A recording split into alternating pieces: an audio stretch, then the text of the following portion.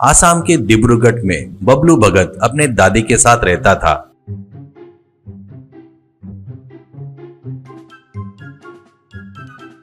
बाबूराव के पिताजी नौकरी के लिए आसाम में 20 साल से रहने के कारण बाबूराव की पढ़ाई, स्कूल की, कॉलेज की पढ़ाई भी आसाम में हुई थी। बाबूराव को उस घर में सब लोग बबलू करके बुलाते थे। बबलू बचपन से ही खाने का शौकीन था, इसलिए उसकी दादी उसको 3 टाइम के खाने के अलावा और भी खाने की चीजें बनाकर देती थी। अपने नातों को प्यार से देती थी। बबलू को भी खाना दिखा तो उसको खाने के लिए उतावला होता था। तभी बबलू के माँ बाप उसको इतना खाना ठीक नहीं है, सेहत के लिए अच्छा नहीं है करके चिल्लाते रहते हैं। पर उसकी दादी रुक्मिणी देवी चुप नहीं रहकर, इस उम्र में नहीं खाया तो कब खाएगा, छोटे बच्चे को नजर मत लगाओ करके और 4 तरह के खाने की चीजें बबलू को खिलाती थी। इतना कि डिब्रूगढ़ में बबलू रुक्मिणी देवी दादी दोनों ही क्यों रह रहे थे बोले तो महीने भर पहले ही पिताजी की तमिलनाडु में ट्रांसफर होने से बबलू के माँ बाप जल्दबाजी में फ्लाइट से चले गए। जाने से पहले बबलू और रुक्मिणी को आने के लिए 1 महीने बाद ट्रेन की टिकट बुक करते हैं। घर किसी को किराए पर दे दो बताकर जाते हैं। माँ बाप बताए सो काम सब करने के बाद लगेज को पार्सल में बुक करके बबलू दादी के साथ में ट्रेन में चढ़ता है। उसके पहले दिन रुक्मिणी देवी किचन में नहीं दिखती है। सुबह से शाम तक नाती के लिए ट्रेन में खाने के लिए आलू टिक्की, पापड़ चाट, सलाद, चिक्की, वड़ा पाव, गोभी पराठा, ऐसे बहुत सारे खाने के वस्तुएं, ऐसे 25-30 तरह के वैरायटी बनाकर पहले ही इस कोने से उस तक जाने का ट्रेन की यात्रा है। कम से कम 80 घंटे की यात्रा करना है। उतने घंटे लगेंगे सुना है, 3 दिन के ऊपर लगेंगे। वो बबलू को खाने के लिए कुछ नहीं रहा तो बच्चा परेशान नहीं होगा क्या? ऐसा सोचकर खाने की चीजें के बड़े बड़े गठरी बांधकर नातू के साथ ट्रेन में चढ़ती है। ट्रेन की यात्रा शुरू हो जाती है। ट्रेन चढ़ने के बाद S4 के डब्बे में बैठने के बाद रुक्मिणी देवी, ए बेटा, थोड़ी देर ऊपर के बर्थ पर सोकर रेस्ट ले ले बेटा। तेरे पिताजी ने बताए सो पूरा काम करके थक गया होगा, ऐसा कहती है प्यार से। बबलू ठीक है दादी माँ कहकर ऊपर के बर्थ पर चढ़ता है। ट्रेन की स्पीड बढ़ने से समोसा समोसा कहते हुए समोसे प्लेट में रखकर एक व्यक्ति आता है।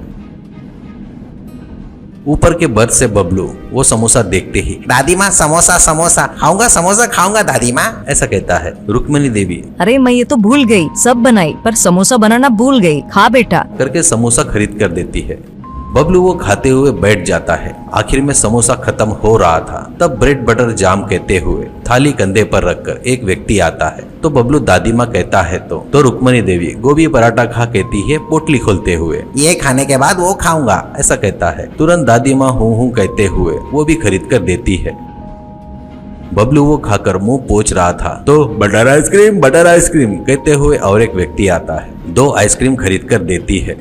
इतनी देर से ये सब देख रहे बोगी में इनके बाजू में बैठे हुए लोग एक दूसरे का मुंह देखते हैं। कुछ लोग हंसते हुए रुमाल से मुंह छुपा रहे थे। एक बुजुर्ग, आप लोग ट्रेन में चढ़ने से पहले कुछ खाना खाकर नहीं आए क्या? बच्चा बहुत भूखा लग रहा है, ऐसा कहता है। तो रुक्मिणी देवी, क्या है क्या जी, वो बचपन से ही ऐसा है, थोड़ी सी भूख लगी तो तड़पने लगता है, इसलिए उसके जेब में पर्स रहा तो उसको दिखा वो सब खरीद कर खा लेता है, इसलिए पर्स मेरे पास ही रख लेती हूँ, ऐसा कहती है। सामने के सीट पर बैठी एक बुजुर्ग औरत, इन गठरियों में सब क्या है करके पूछती है। तो रुक्मिणी देवी, 3 दिनों की यात्रा है ना दीदी, ऐसे ट्रेन में आए तो सब खाते गए तो बच्चे की सेहत खराब नहीं होगी क्या, इसलिए घर पर ही सब खाने की वस्तुएं बनाकर थोड़ा ज्यादा ही लेकर आई, ऐसा कहती है।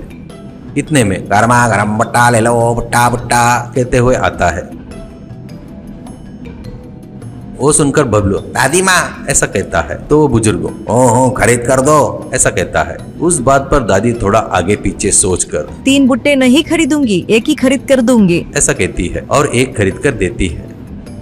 वो बुजुर्ग महिला, अरे हाँ, तुम तो ट्रेन में का कचरा खाना पड़ेगा करके आपने इतना सारा खाना चीजें लेकर आए, अभी ये और वो सब चीजें खा रहा है ना, ऐसा कहती है। तो वो सुनकर बाजू के विंडो पर बैठी लड़की, हमारी बकरी भी ऐसे ही खाती है, ऐसा कहती है जोर से। तो उस लड़की की माँ चुप हो जा कहती है। इतने में बोगी के एक सिरे से केले लाओ केले केले कहते हुए आवाज सुनाई देती है। बबलू केले खाकर जमाई लेता है। वहाँ पर के सब लोग बबलू की तरफ बड़े अजीब तरह से देख रहे थे। इतने देर से बबलू नॉन स्टॉप होकर खा रहा था तो इसका पेट फूल गया है ऐसे फील हो रहे थे। ट्रेन और 2-3 घंटे का सफर करती है।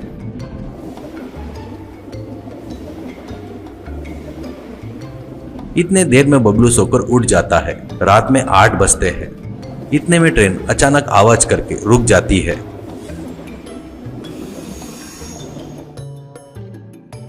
सब लोग क्या हुआ करके खिड़की से देख रहे थे। बाहर उजाला नहीं होकर अंधेरा था।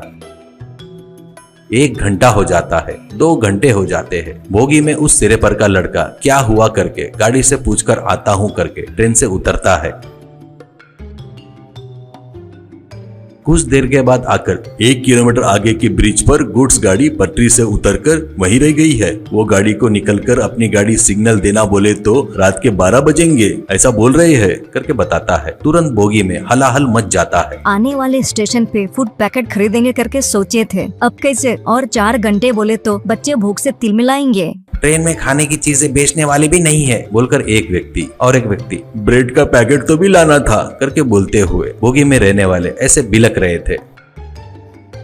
बबलू ऊपर से बस से नीचे उतरकर दादी माँ लाइसो खाने की चीजें इधर दो ऐसा कहता है। दादी माँ जब तो पेट भरकर खाया था ना तूने, ऐसा कहती है। तो बबलू मेरे लिए नहीं दादी माँ, तुम इस बोगी में सभी बच्चों को एक गठरी में का टिफिन बना के दो। बचे हुए 4 गठरी को मैं बाजू के बोगी में जाकर भूख से रो रहे बच्चों को बांट कर आता हूँ करके गठरी लेकर जाता है।